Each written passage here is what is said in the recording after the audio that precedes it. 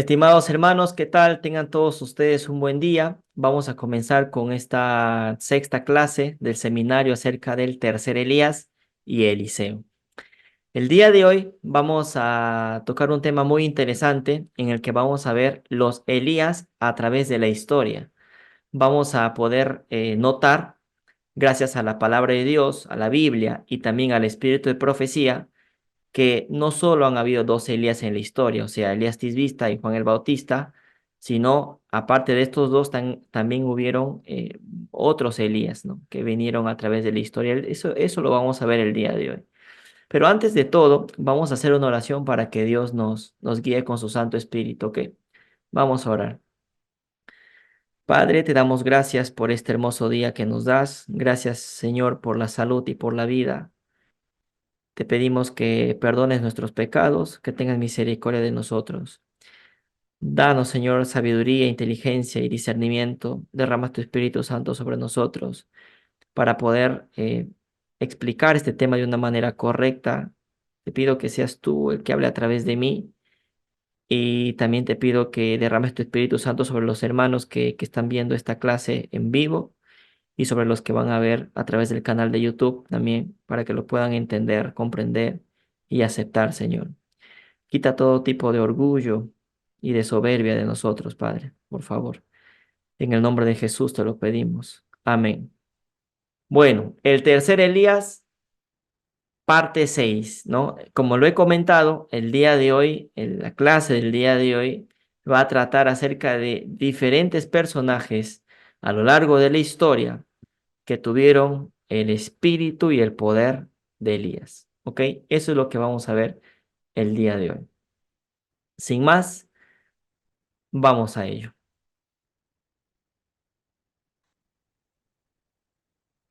Los Elías a través de la historia. Ya hemos visto, ¿no? A Elías Tisbita de manera general, vimos a Juan el Bautista también de manera general. La clase anterior vimos que han habido, que Ellen White menciona, y la palabra de Dios, ¿no? Menciona que hay un individuo también que es el tercer Elías, pero también se menciona que el tercer Elías es un grupo de personas. Y la pregunta que hicimos al finalizar la clase pasada fue, ¿quién es ese individuo, ¿no? Que vendría a ser el tercer Elías? Bueno, eso lo vamos a responder a medida que vayamos avanzando en las clases. El día de hoy veremos esto, los Elías a través de la historia. Sigamos.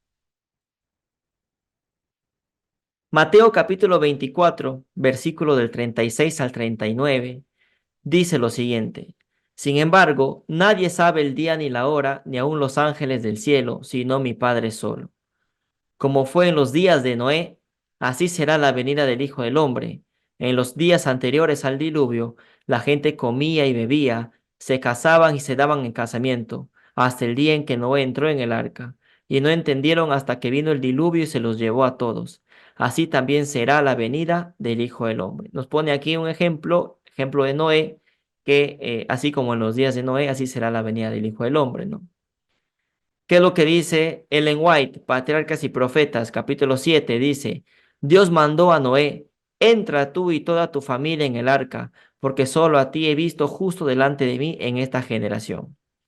Las advertencias de Noé habían sido rechazadas por el mundo, pero su influencia y su ejemplo habían sido una bendición para su familia. Como premio por su fidelidad e integridad, Dios salvó con él a todos los miembros de su familia. Qué estímulo para la fidelidad de los padres. Impresionante, ¿no? Noé dice, por su influencia y su ejemplo, había sido una bendición para su familia. Las advertencias de Noé, que habían sido rechazadas para el mundo, ¿no? Dios levantó un hombre en ese momento para dar un mensaje de amonestación, un mensaje de advertencia, un mensaje de arrepentimiento. La mayoría de personas, casi todos, bueno, la mayoría, digámoslo así, la mayoría rechazó este mensaje, ¿no? Hubieron personas que aceptaron el mensaje, como Matusalén, pero que murieron en el camino, ¿no? Luego, pues la mayoría lo rechazó. Matusalén lo aceptó, pero murió en el camino, ¿no? Y así hubieron varias personas que ayudaron a Noé a construir el arca, pero que murieron en el camino. Es decir, no llegaron al diluvio. Pero en el momento que ocurre el diluvio, La mayoría de las personas estaban afuera y solo 8 habían estado dentro del arca, ¿no?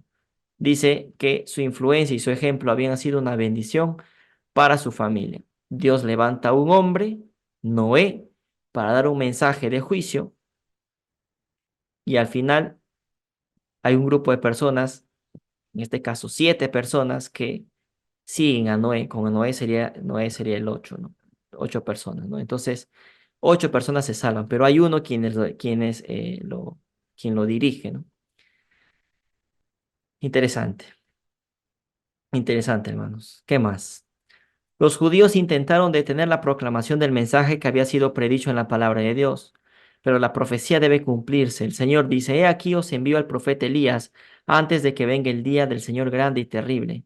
Alguien vendrá con el espíritu y el poder de Elías, y cuando él aparezca, los hombres dirán, eres demasiado celoso, no interpreta las escrituras de la manera apropiada. Déjame decirte cómo enseñar tu mensaje. Esto lo explicamos en la clase anterior, ¿no? Lo sacamos de la Review Anera del 18 de febrero de 1890. Entonces, bueno, como en los días de Noé, así será la venida del Hijo del Hombre. Dios levantó a un hombre que fue Noé para darle un mensaje de amonestación. Noé dio un mensaje de advertencia para el mundo y el mundo tenía que hacer caso a ese mensaje para poder ser salvo. Como vemos por la historia, ¿no? Bíblica, se nos dice que solo 8 personas se habían salvo, o sea, solo 8 personas habían entrado al arca, ¿no? El resto, pues, había muerto y obviamente perdido su salvación también, ¿no? Levantó un hombre para dar un mensaje. ¿Se dan cuenta cómo funciona el tema, no? Levanta a alguien y ese alguien da el mensaje al resto. Amós 3:7, no hará nada el Jehová el Señor sin que revele sus secretos a sus siervos los profetas. Primero se los revela y luego los profetas se encargan de dar el mensaje al pueblo. Así siempre ha sido.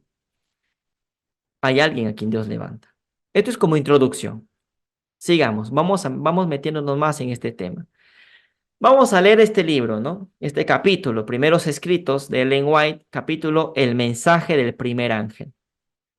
¿Qué nos dice este capítulo? Millares de personas abrazaban la verdad predicada por Guillermo Miller.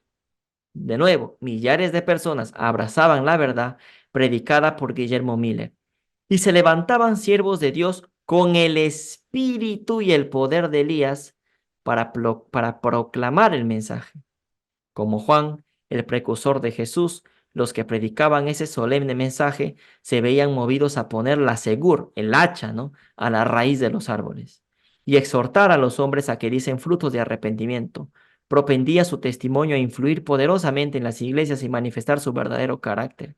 Al resonar la solemne amonestación de que huyesen de la ira venidera, muchos miembros de las iglesias recibieron el salutífero mensaje y echando de ver sus apostasías, lloraron amargas lágrimas de arrepentimiento y con profunda angustia de ánimo se humillaron ante Dios. Cuando el Espíritu de Dios se posó sobre ellos, ayudaron a difundir el pregón. Temed a Dios y dadle gloria, porque la hora de su juicio ha llegado. Acá se nos revela algo, hermanos. Guillermo Miller y sus seguidores tenían que el espíritu y el poder de Elías. Entonces, Miller y sus seguidores, las personas que apoyaban, que daban ese mensaje de 1844, tenían el espíritu y poder de Elías. Entonces, Miller y sus seguidores tenían también el espíritu y poder de Elías. ¿Se entendió? Ahí vemos a un Elías acompañado de un grupo de personas, aparte de Juan el Bautista y aparte de Elías Tisbita, tenemos a Miller también y sus seguidores que se habían levantado en un momento del tiempo para dar este mensaje. Se levantaban siervos de Dios con el espíritu y el poder de Elías para proclamar ese mensaje. Ahí tenemos a un Elías en la historia. ¿Se entendió? ¿Sí, hermanos? Sí, sí, Muy pastor. bien, muy bien. Sí, hermano. Muy bien. La predicación de una fecha definida para el advenimiento, está hablando, ¿no?, de la época de Guillermo Miller, levantó violenta oposición en todas partes, desde el ministro en el púlpito hasta el más descuidado y empedernido pecador. El ministro hipócrita y el descarado burlón decían, pero del día y la hora nadie lo sabe. O sea, es lo que nos dicen hoy en día, ¿no? Impresionante cómo la historia vuelve a repetirse, ¿no? Oye, Cristo viene en 2031. Ah, pero el ministro hipócrita y el descarado burlón que nos dicen, pero del día y la hora nadie lo sabe. Y con eso se quedan tan anchos, ¿no? Ni los unos ni los otros querían ser enseñados y corregidos por quienes señalaban el año en que creían que terminaban los periodos proféticos y llamaban la atención a las señales que indicaban que Cristo estaba cerca a las puertas. Es impresionante, hermanos, cómo la historia vuelve a repetirse. No hay nada nuevo debajo del sol. No querían ser enseñados y corregidos por aquellos que señalaban el año de la venida de Cristo. Nosotros, al decir el año de la venida de Cristo, cuando decimos que Cristo viene en un año determinado, en 2031, hay mucha gente que se burla de eso, ¿no? Que no quieren ser enseñados, ¿no? Mira, muchos pastores del rebaño que aseguraban amar a Jesús decían que no se oponían a la predicación de la venida de Cristo, sino al hecho de que se fijara una fecha para esa venida. Es decir, ellos decían, no, nosotros no nos oponemos a la predicación de la segunda venida, sino tan solo que no pongan una fecha. Es lo mismo que nos dicen a nosotros, ¿no? Pero el omnividente ojo de Dios leía en sus corazones, no deseaban que Jesús estuviese cerca, es decir, no querían que Cristo venga en realidad, ¿no? La gente que se oponía no quería que Cristo venga, por eso no estaban a favor de este mensaje. Comprendían que su profana conducta no podría resistir la prueba, porque no andaban por el humilde sendero que trazara Cristo. Aquellos, dice, aquellos falsos pastores se interpusieron en el camino de la obra de Dios. La verdad predicada con poder convincente despertó a la gente, que como el carcelero empezó a preguntar, ¿qué debo hacer para ser salvo? Pero los malos pastores se interpusieron entre la verdad y los oyentes, predicando cosas halagadoras para apartarlos de la verdad. Hay gente que se interponía en la salvación de los demás, ¿no? Esa sangre Dios le va a demandar. Quienes amaban, dice, se unieron con Satanás, esta gente que se oponía, se unieron con Satanás y sus ángeles para clamar paz, paz, cuando no había paz. Quienes amaban sus comodidades y estaban contentos lejos de Dios, no quisieron que se los despertase de su carnal seguridad. Vi que los ángeles lo anotaban todo. Las vestiduras de aquellos profanos pastores estaban teñidas con la sangre de las almas, es decir, esa gente que se oponía a este mensaje Dios les va a demandar la sangre de aquellos a quienes llevaron a la perdición. Interesante, en este texto, en este párrafo que acabamos de leer, se nos dan muchísimas cosas, ¿no? Cosas que hemos explicado en el seminario sobre el 2031. Se nos dice que hay gente que se levanta en contra de este mensaje, que no quieren que se les diga el año en que Cristo viene, que son empedernidos pecadores, dice, ¿no? Ministros hipócritas, los burlones, ¿no? Aquellas personas que están con Satanás son los que se oponen a este mensaje. ¿Ah? Mire cuánto paralelo hay entre esa época con lo que estamos pasando el día de hoy, ¿no? Y aparte de eso, ¿quién daba el mensaje? Pues Miller con sus seguidores, ¿no? Y se nos dice que Miller y sus seguidores tenían el espíritu y el poder de Elías. O sea, había un Elías en ese momento, ¿no? Alguien que tenía el espíritu y poder de Elías. Sigamos. Los ministros que no querían aceptar este mensaje salvador estorbaron a quienes lo hubieran recibido.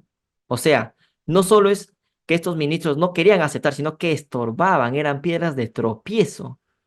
Imagínense, ¿no? Para mucha gente. La sangre de las almas está sobre ellos. Los predicadores y la gente se coligaron en oposición a este mensaje del cielo para perseguir a Guillermo Miller y a quienes con él se unían a la obra. Se hicieron circular calumnias para perjudicar su influencia, y diferentes veces, después de declarar Miller el consejo de Dios e infundir contundentes verdades en el corazón del auditorio, se encendía violenta cólera contra él. Y al salir del lugar de la reunión se le acechaban algunos para quitarle la vida, recibía amenazas de muerte.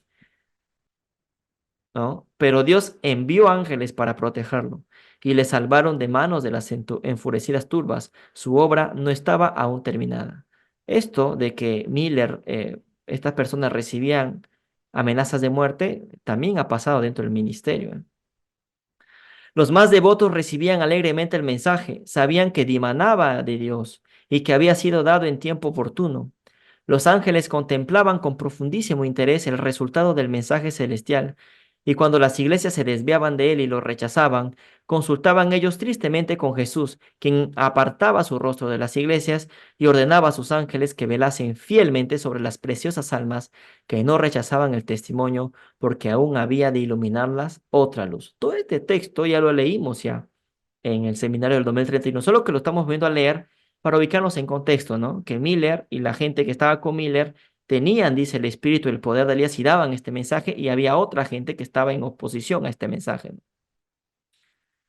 Dice, vi que si los que se llamaban cristianos hubiesen amado la aparición de su Salvador y hubiesen puesto en él sus afectos, convencidos de que nada en la tierra podía compararse con él, habrían escuchado gozosos la primera intimación de su advenimiento.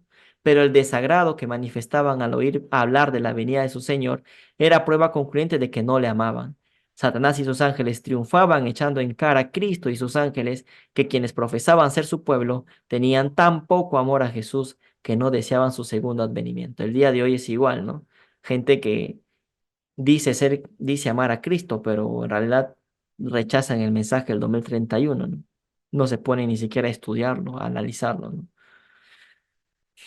Imagínense, hermanos. Vamos a otro libro. Ahora, el conflicto de los siglos. Vamos a leer el capítulo, el mensaje final de Dios. Vamos a ello. Dice, miren, vamos a leer con cuidado. En cada generación, Dios envió siervos suyos para reprobar el pecado tanto en el mundo como en la iglesia, en cada generación.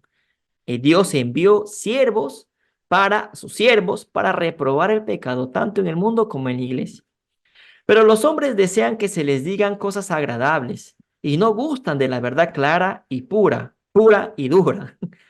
Muchos reformadores, miren, muchos reformadores, al principiar su obra, resolvieron proceder con gran prudencia al atacar los pecados de la iglesia y de la nación. Tenían que hacer una obra de reforma, ¿no? Por eso se le llaman reformadores. Esperaban que mediante el ejemplo de una vida cristiana y pura, llevarían de nuevo al pueblo a las doctrinas de la Biblia. Pero el Espíritu de Dios vino sobre ellos como había venido sobre Elías.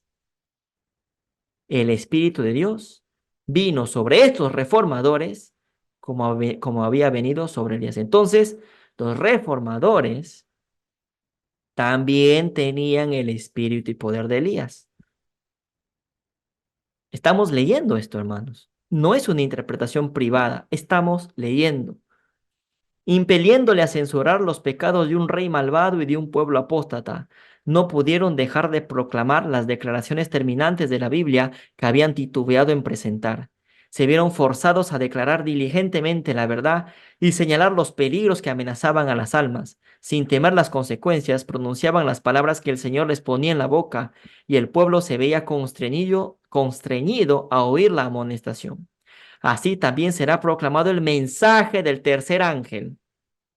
Cuando llegue el tiempo de hacerlo con el mayor poder, ¿qué es este mensaje del tercer ángel con mayor poder? Es el cuarto ángel, ¿no? Es el mensaje, el cuarto ángel es el mensaje del tercer ángel con poder y gloria, ¿no? Es lo que nos dice Apocalipsis 18. ¿Ah? O sea, impresionante, ¿no? Como este escrito ya nos está poniendo en nuestro tiempo. De los reformadores nos pone en nuestro tiempo. El Señor obrará por conducto de humildes instrumentos, por conducto de humildes instrumentos, de hombres humildes, dirigiendo el espíritu de los que se consagren a su servicio. Los obreros serán calificados más bien por la unción de su espíritu que por la educación en institutos de enseñanza.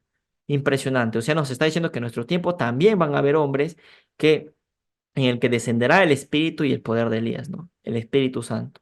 Entonces, los reformadores también tenían el espíritu y poder de Elías. Por ejemplo, Martín Lutero, ¿no? Y mucha gente que en cada generación dice, Dios había enviado a sus siervos para reprobar el pecado tanto en el mundo como en la iglesia. Estos reformadores que se levantaron, entre ellos está pues Martín Lutero, tenían el espíritu y el poder de Elías. Ya vimos a Miller y sus seguidores, ya vimos acá ahora a los reformadores. ¿Se está entendiendo? O sea, han habido varias personas a lo largo de la historia que tuvieron el espíritu y el poder de Elías. Fueron Elías en su momento. ¿Se entiende o no, hermanos? Sí, hermano. Sí, sí se entiende. Muy bien, Sí, sí, hermano. muy bien. Sigamos. Vamos a seguir leyendo el conflicto de los siglos. Ahora vamos a ver este capítulo, una obra de reforma, ¿no? Una obra de reforma. Dice, Elías fue acusado de turbar a Israel. Jeremías, el profeta, lo fue de traidor. Y el apóstol Pablo, de profanador del templo. Aquí, de arranque, nos da tres nombres: Elías, Tisbita, Jeremías, el profeta, y San Pablo, el apóstol Pablo. Desde entonces hasta ahora, los que quisieron ser leales a la verdad fueron denunciados como sediciosos, herejes o cismáticos. Cismáticos son aquellos que causan división, ¿no? Entonces, Elías, o sea, aquí, ¿qué es lo que hace el lenguaje? Está comparando a Jeremías y a Pablo con Elías. Entonces, Jeremías y Pablo también tenían el espíritu y el poder de Elías, por relación, por analogía. ¿Se entiende? Vamos a leer. Multitudes que son demasiado descreídas para aceptar la palabra segura de la profecía, aceptarán con ilimitada credulidad la acusación dirigida contra los que se atreven a reprobar los pecados de moda.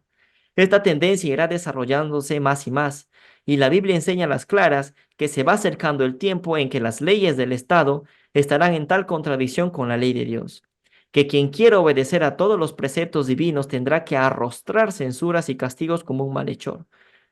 En vista de esto, ¿cuál es el deber del mensajero de la verdad? Llegará tal vez a la conclusión de que no se debe predicar la verdad, puesto que a menudo no produce otro efecto que el de empujar a los hombres a burlar o resistir sus exigencias. No, hay que predicar la verdad, hermanos, cueste lo que cueste, incluso a costa de nuestras vidas. El hecho de que el testimonio de la palabra de Dios despierte oposición no le da motivo para callarlo, como no se lo dio a los reformadores anteriores. La confesión de fe que hicieron los santos y los mártires fue registrada para beneficio de las generaciones venideras. Los ejemplos vivos de santidad y de perseverante integridad llegaron hasta nosotros para inspirar valor a los que son llamados ahora a actuar como testigos de Dios. Recibieron gracia y verdad, no para sí solos, sino para que, por intermedio de ellos, el conocimiento de Dios iluminase la tierra. ¿Ha dado Dios luz a sus siervos en esta generación? En el tal caso, deben dejarla brillar para el mundo, ¿no? ¿Qué es lo que está haciendo Dios con nuestra iglesia, con nuestra hermosa iglesia, con nuestra iglesia Filadelfia, con Tarsis? Está dando luz a sus siervos, ¿no? Y eso hay que dejarla brillar para el mundo, ¿no? ¿Acaso Jeremías no fue perseguido por su propio pueblo, por el propio rey de Israel, por el rey de Judá en este caso? Claro que sí, Jeremías fue perseguido. ¿Acaso Pablo también? Claro que sí. Y lo compara Ellen White, a Jeremías, a Pablo lo compara con Elías, ¿no? Porque estos dos señores, Jeremías y Pablo, también fueron perseguidos, al igual que fue perseguido Elías. Entonces Jeremías y Pablo también tenían el espíritu y poder de Elías. Mira que ellos se habían levantado también para denunciar los pecados de su pueblo. ¿Se entiende, verdad? Entonces tenemos a Jeremías y a Pablo en esta lista. Tenemos a Miller, a sus seguidores, a los reformadores. Ahora tenemos Jeremías y a Pablo. Hechos de los Apóstoles, capítulo, Pablo apela a César. Dice, el apóstol Pablo, sabía que no podía esperar justicia de parte del pueblo, que por sus crímenes estaba atrayendo sobre sí la ira de Dios. Pregunto, ¿acaso en la época de Elías Dios no mandó 3 años y medio de sequía sobre el pueblo de Israel? ¿Por qué Sí, hizo eso? Claro, ¿por qué hizo eso? Porque el pueblo estaba en apostasía. Por sus crímenes estaba atrayendo sobre sí la ira de Dios. Imagínate el paralelo que hay entre Elías y el apóstol Pablo, ¿no?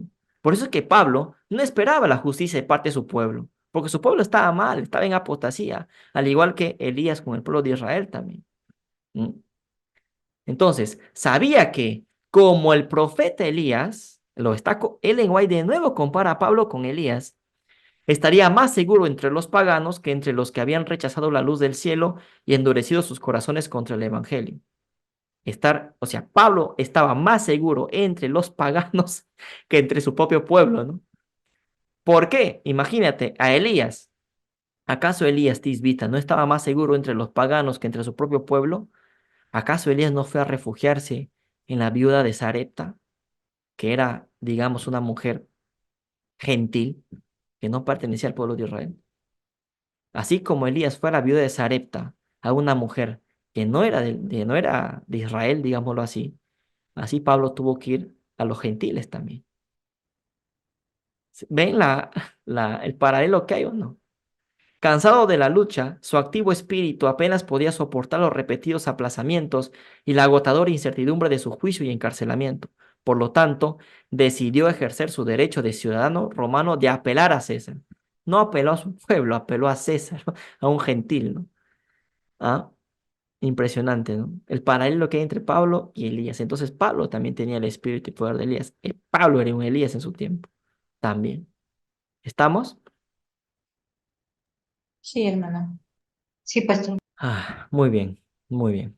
Espero que esté quedando claro, ¿eh? No quisiera que quede alguna duda en esto, ¿no? Porque lo estamos leyendo, hermano. No es una interpretación privada, es relacionar, ver, buscar los paralelos. Hay escritos que son muy claros, ¿no? O sea, es- no estamos interpretando de manera privada esto.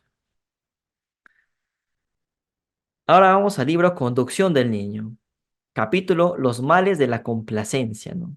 Dice, el efectivo reproche de Eliseo ante la insolencia.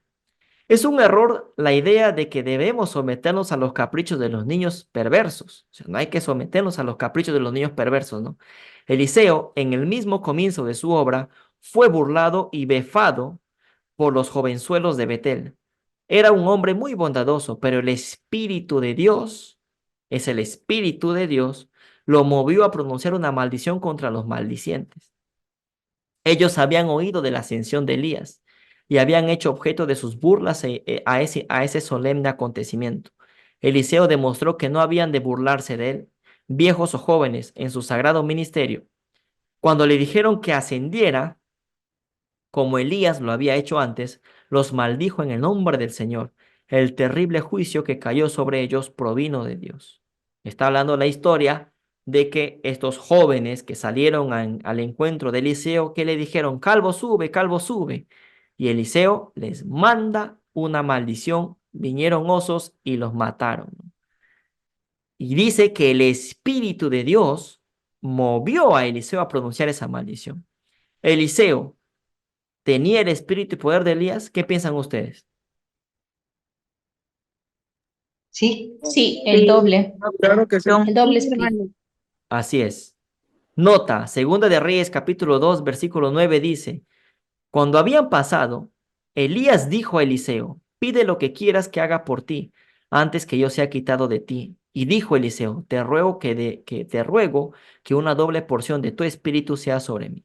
Entonces, obviamente, Eliseo también era un Elías. O sea, claro, Eliseo era un Elías porque tenía el espíritu y poder de Elías sobre él. El doble, nada más y nada menos. Entonces era un Elías también. Entonces está Miller y los reformadores, la gente que seguía a Miller, los reformadores, Jeremías, Pablo, Eliseo. Vamos viendo estos Elías a través de la historia, hermanos. ¿Se está entendiendo, verdad? Son los Elías a través de la historia. Sigamos. Este libro, Historia de la Redención, es un libro muy bueno, lo recomiendo que lo lean. Capítulo, El mensaje del primer ángel. Dice lo siguiente. A Guillermo Miller y sus colaboradores les fue confiada la predicación del mensaje en los Estados Unidos, y la luz que encendieron sus labores resplandeció hasta en tierras distantes. Esa luz se expandió, hermanos. El Señor envió a su ángel para que tocara el corazón de un granjero que no creía en la Biblia. Este granjero era Miller, obviamente. Al principio no creía en la Biblia, ¿no? A fin de inducirlo a escudriñar las profecías. Los ángeles de Dios repetidas veces visitaron a aquel escogido para guiar su mente y abrir a su comprensión las profecías que siempre habían sido oscuras para el pueblo de Dios. Se le concedió descubrir el comienzo de la cadena de la verdad y se lo indujo a buscar eslabón tras eslabón, hasta que pudo contemplar maravillado y admirado la palabra de Dios. Vio la perfecta cadena de la verdad, la palabra que según él no era inspirada en un principio, ahora se abría ante sus ojos con su belleza y su gloria. Descubrió que una porción de las escrituras explica la otra, renglón tras renglón, un poquito aquí, otro poquito allá, ¿no? Como dice el profeta Isaías, y que cuando un pasaje le resultaba incomprensible, otra porción de la palabra se lo explicaba. Consideró la palabra de Dios con gozo y con el más profundo respeto y reverencia. Guillermo Miller. Al continuar su examen de las profecías, descubrió que los habitantes de la tierra estaban viviendo en las horas finales de la historia de este mundo, pero que no lo sabían. O sea, Miller decía pues que Cristo venía primero en 1843, luego en 1844, ¿no? Entonces él decía ya, el tiempo se acaba y hay que dar el mensaje. Observó las iglesias y vio que estaban corrompidas, que habían trasladado sus afectos de Jesús al mundo, que estaban buscando honores mundanales en vez de los honores que vienen de lo alto, que luchaban por las riquezas terrenales en vez de depositar sus tesoros en el cielo. Pudo ver hipocresía, oscuridad y muerte por todas partes. Su espíritu se conmovió en su interior. Dios lo llamó para que abandonara su granja, así como llamó a Eliseo, incluso lo compara, ¿ve? A Eliseo, para que dejara sus bueyes en el campo de labor a fin de seguir a Elías, ¿no? Interesante. Con temor, Guillermo Miller comenzó a presentar ante la gente los misterios del reino de Dios, conduciendo a sus oyentes a lo largo de las profecías hasta el segundo advenimiento de Cristo. El testimonio de las Escrituras que señalaban la venida de Cristo en 1843 despertó gran interés. Muchos se convencieron de que los argumentos basados en los periodos proféticos eran correctos, y sacrificando su orgullo y opinión personal, recibieron con gozo la verdad.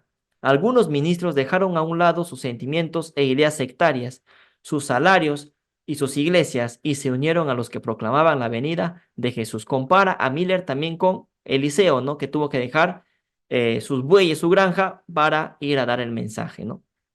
Entonces Miller ya habíamos visto que también tenía el espíritu y poder de Elías, ¿no? Vamos a leer este libro ahora, El Ministerio de Publicaciones. Capítulo, la preparación de los obreros. Preparación de los obreros. Dice, un gran esparcimiento previsto. Debemos realizar una obra concienzuda en educación. Los jóvenes de nuestras editoriales debieran recibir instrucción práctica en todos los ramos de la obra relacionadas con la impresión de libros. Después, si la providencia de Dios los dirige hacia otros países, pueden aprender el idioma y ser capaces de publicar para los habitantes de ese país la verdad que Dios nos ha encomendado y que debe difundirse en toda nación, tribu, lengua y pueblo. El Señor está enviando a sus ángeles a preparar los corazones de la gente para que reciban la verdad. Y si nos dedicamos solamente a su servicio, se nos enviará en el espíritu y poder de Elías. O sea, ¿quiénes también tendrán el espíritu y poder de Elías? Nosotros, nuestra generación. Si nos dedicamos a este servicio, también a dar el mensaje, si nos consagramos, si nos santificamos, ¿no? Si seguimos el camino que Cristo ha señalado para nosotros, se nos enviará el espíritu y poder de Elías. O sea, nosotros también podemos ser parte de esto. Nosotros, esta generación, también tendrá el espíritu y poder de Elías. ¿Estamos? ¿Se entiende? Sí, Sí, Sí, hermano. pastor. Bueno, aquí Valente me hace una pregunta muy interesante, ¿no? Dice, Valente, ¿me puedes hacer la pregunta, por favor? Si puedes hablar para que quede sí, sí, grabado. sí, Dale, claro que sí. dale. Mi pregunta es, si ya han habido más Elías, ¿por qué en nuestra actualidad se le conoce como el tercer Elías, al que Mu- tenemos ahorita en la actualidad? muy buena pregunta. ¿Por qué? Porque la profecía de Malaquías capítulo 4 se nos dice que vendrá un Elías a preparar el camino para la segunda venida de Cristo. Te pregunto, ¿Pablo preparó ese camino? Bueno, Pablo fue un apóstol y todo, pero en la época de Pablo no iba a venir Cristo. Estamos. En la época de Jeremías, Cristo tampoco iba a venir. ¿Me dejo entender? Pero hay un Elías dentro de todos que es el momento, o sea, en ese tiempo de ese tercer Elías es cuando Cristo tiene que venir. En la época de Jeremías, Jeremías tenía el espíritu y poder de Elías, sí. Pablo también, sí. Miller también. Pero Cristo no iba a venir en esa época. Y, o sea, el tercer Elías es para aquel Elías el cual Cristo viene en esa época. No sé si me dejo entender. Sí, sí, es lo que yo tenía así como, es lo que yo deducía que era por eso. Dale. ¿Quedó claro? O sea, ¿han habido varios Elías en la historia? Sí. Pero ¿por qué se dice que hay un tercero? Si han habido varios. Bueno, porque Cristo viene en la época del tercero. Porque ese tercero es el que prepara el camino para la segunda venida de Cristo. En la época de Pablo no vino, no, Cristo no iba a venir en la época de Pablo, por segunda vez me refiero. En la época de Jeremías, etcétera. ¿Estamos? Así como Juan el Bautista, que fue el segundo, Cristo vino en la época de Juan el Bautista. Entonces, en la segunda venida de Cristo tiene que venir en la época del Elías que está en ese momento, del tercero. ¿Se entiende? Sí, Sí. Sí, pastor. sí, pastor. Muy bien, muy bien. Muy buena pregunta, hermanos. Muy buena pregunta. Sigamos, sigamos. Jesús tenía el espíritu y poder de Elías. A ver, esto es con pura Biblia. Vamos a ver. Vamos a analizar, a razonar, a pensar lógicamente, ¿ok? Vamos a leer el libro de Mateo, capítulo 21, versículo 12 y 13. Mateo, capítulo 21, versículo 12 y 13. Dice: Y entró Jesús en el templo de Dios, y echó fuera a todos los que vendían y compraban en el templo, y volcó las mesas de los cambistas y las sillas de los que vendían palomas, y les dijo: Escrito está, mi casa, casa de oración será llamada, mas vosotros la habéis hecho cueva de ladrones. ¿Quién está hablando aquí? Jesús. Jesús. Jesús. Jesús está hablando aquí. Cristo. Entonces Jesús se levanta, ¿no? Para hacer esta obra de reforma. Esto fue la purificación del templo, ¿no? La primera purificación del templo, si no me equivoco, si no es la primera, es la segunda. Porque hay dos purificaciones, ¿no? Esta es la purificación del templo, ¿no? Es la primera purificación del templo, sí. Entonces, se levanta para dar ese mensaje contundente, ¿no? Y los votó a toda esa gente que estaban pues haciendo un desorden ahí. Es Cristo quien está hablando acá. Sigamos.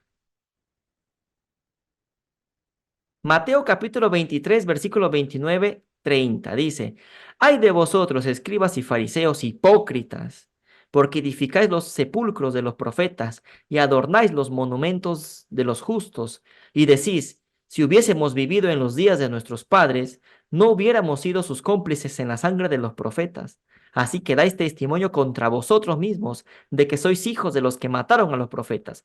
Vosotros también colmad la medida de vuestros padres, serpientes, engendros de víboras.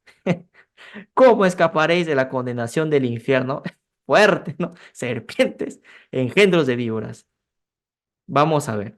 Mateo capítulo 3, versículo 7 dice: Al ver él que muchos de los fariseos y de los saduceos venían a su bautismo, les decía: generación de víboras, ¿quién os enseñó a huir de la ira venidera? Entonces, tenemos estos tres versículos, no, perdón, estos tres textos, ¿no? Mateo 21, Mateo 23 y Mateo capítulo 3.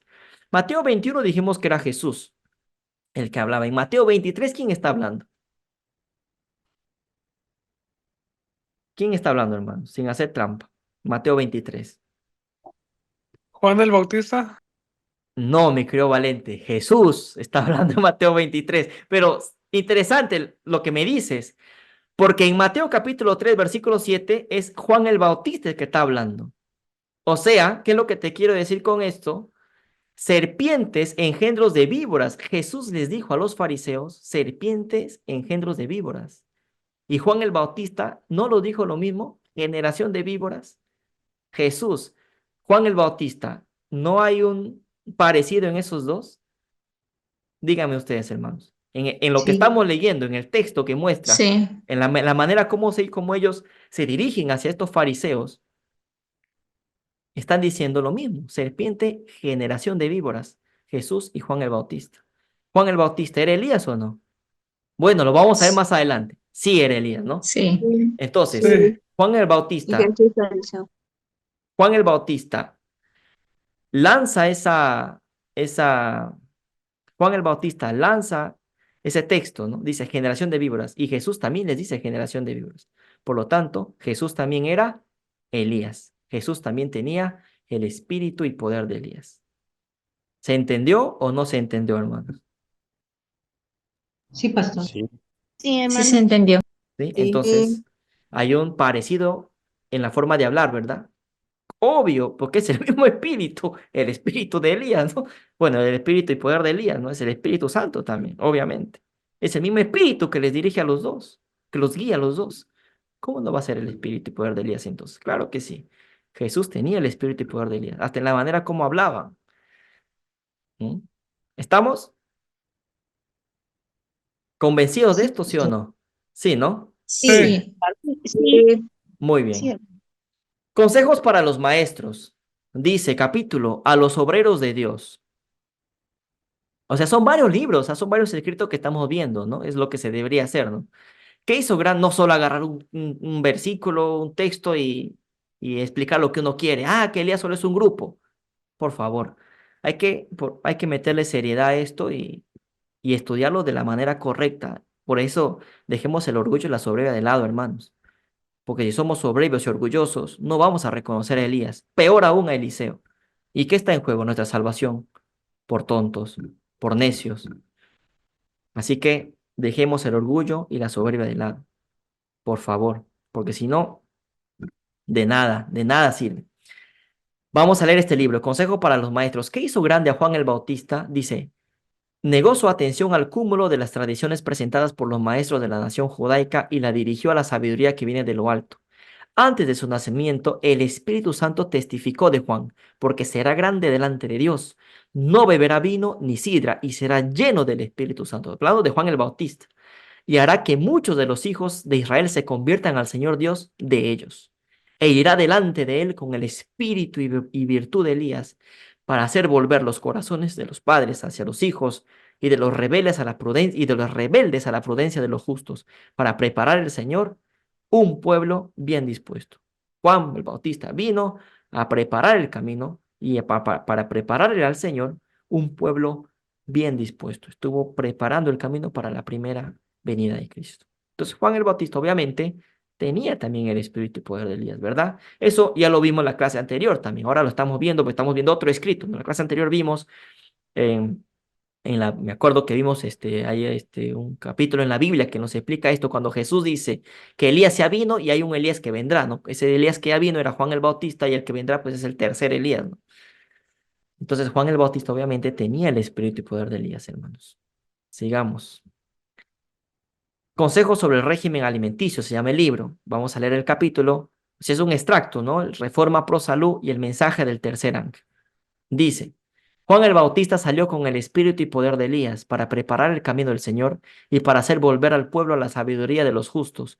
Él fue un representante, un representante de los que viven en estos últimos días, a quienes Dios ha confiado verdades sagradas para presentar delante del pueblo con el propósito de preparar el camino para la segunda aparición de Cristo. Juan era un reformador. El profeta Malaquías declara, He aquí, yo os envío al profeta Elías, antes que venga el día de Jehová grande y terrible. Él hará volver el corazón de los padres hacia los hijos y el corazón de los hijos hacia los padres.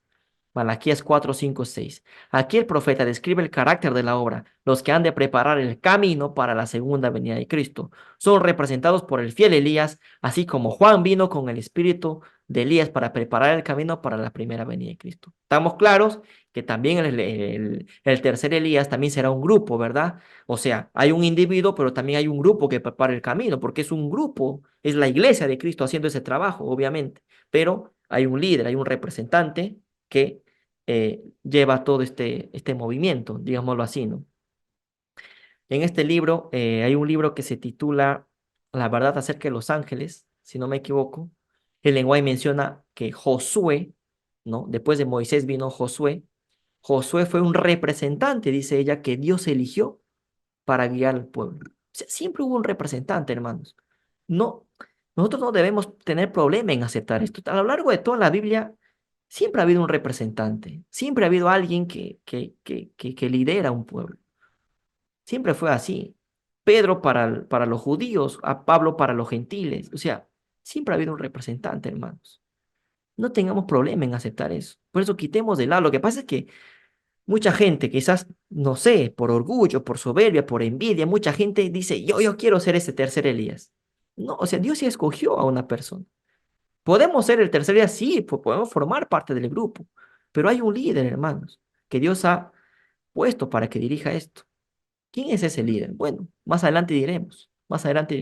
Como dice nuestra querida Blanca Fuentes, una cabeza visible. El tema de la cabeza visible lo vamos a ver más adelante, pero es verdad. Una cabeza visible. El lenguaje es bien clara con esto, hermano. Vamos a ver esto más adelante. Esto vamos a ir profundizando mucho más. A medida que vamos avanzando estas clases, estos seminarios, vamos a ir profundizando mucho más sobre este tema, para que no haya ninguna duda, ¿no? Y realmente, ¿no? Como dice el lenguaje, realmente los que tienen corazón sincero son los que aceptarán esto. Y los que no, pues lamentablemente seguirán. Bueno, ya es cuestión de cada uno. Ojalá que todos acepten, ojalá, ojalá. Y los que se han rebotado, pues ojalá reflexionen sobre esto y piensen y oren de verdad y se pongan en cuentas con Dios y acepten su error. Sigamos, hermanos, sigamos. Es un llamado a la reflexión también a esto. El deseado de toda la gente es un hermoso libro, ¿no? Capítulo, la voz que clamaba en el desierto. Ya con este capítulo se nos dice todo, ¿no? La voz que clamaba en el desierto. ¿Quién era esa voz que clamaba en el desierto? En sus modales e indumentarias se asemejaba al profeta Elías, ¿quién? Juan el Bautista. Con el espíritu y poder de Elías denunciaba la corrupción nacional y reprendía los pecados prevalecientes. Sus palabras eran claras, directas y convincentes. Muchos creían que era uno de los profetas que había resucitado de los muertos. Toda la nación se conmovió, muchedumbres acudieron al desierto. ¿Hablando de quién? De Juan el Bautista. Sabemos ya recontra confirmado que Juan el Bautista pues era el segundo Elías, ¿no? Ya nos dice la Biblia, los gritos del Lenguay, o sea, es recontra confirmado esto.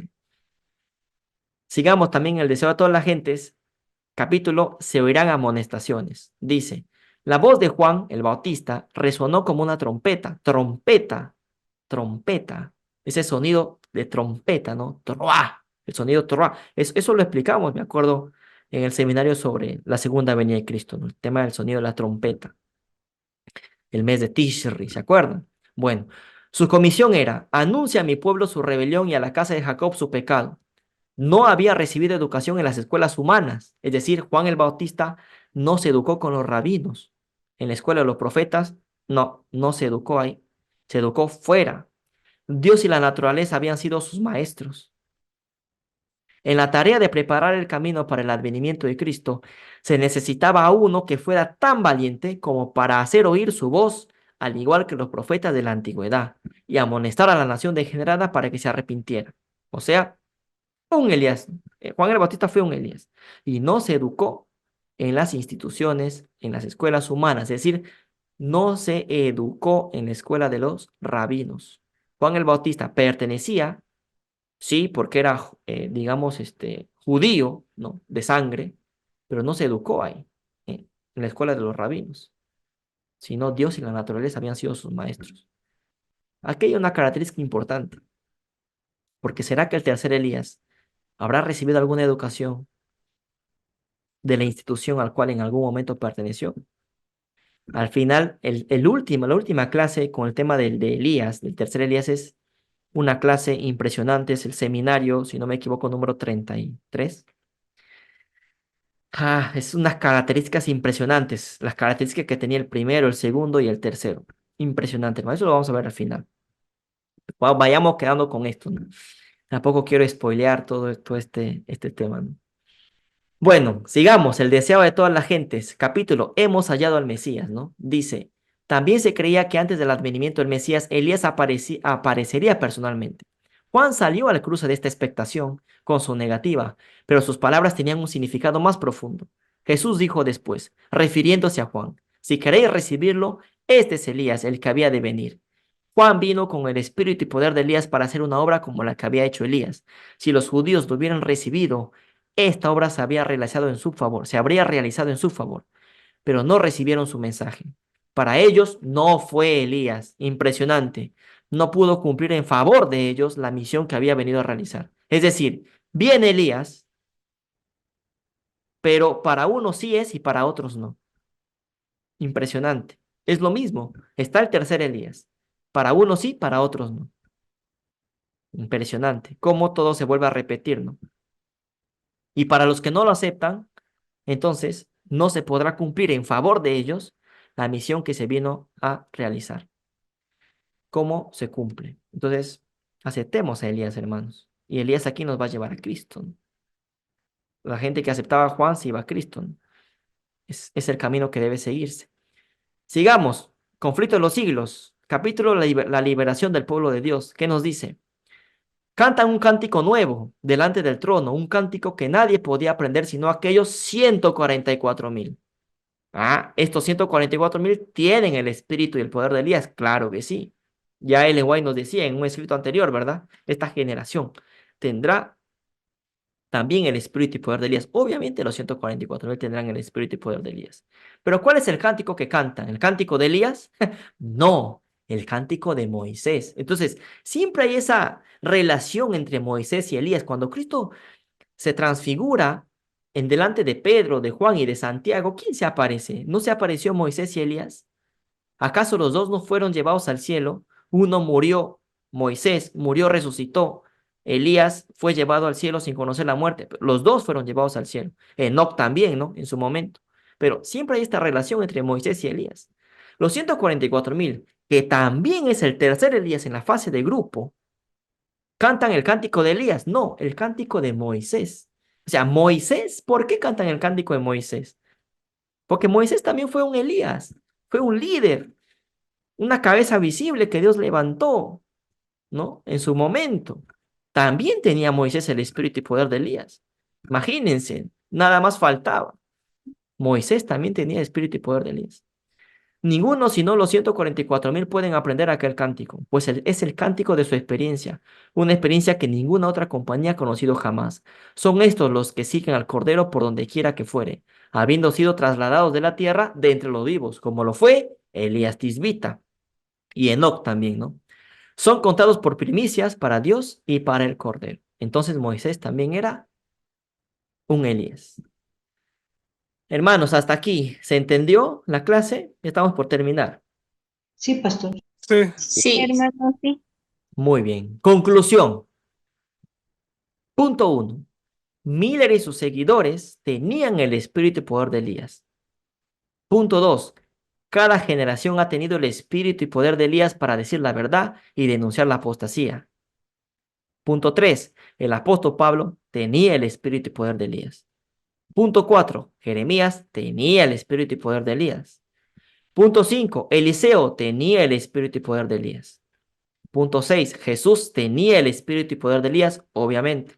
Punto 7. Juan el Bautista tenía el espíritu y poder de Elías. Punto 8. Moisés tenía el espíritu y poder de Elías. Punto 9. Nuestra generación y los 144.000 también tendrán el espíritu y poder de Elías. Los Elías a través de la historia. Impresionante. ¿Falta algún nombre aquí? ¿Qué piensan ustedes? No me digan el nombre, pero ¿creen que falta alguien Sí, aquí? Sí. Sí, sí. Sí. Bueno, Sí, bueno, falta más que uno incluso.